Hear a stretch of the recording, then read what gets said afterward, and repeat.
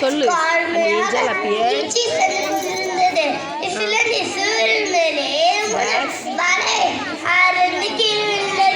இவ்வாறு பலமுறை நடந்தது.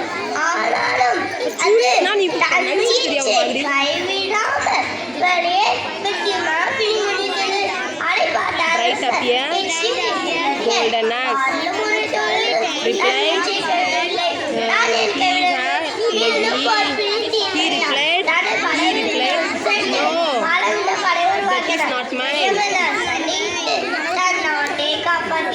இந்த கதையின் கருத்து என்ன தெரியுமா?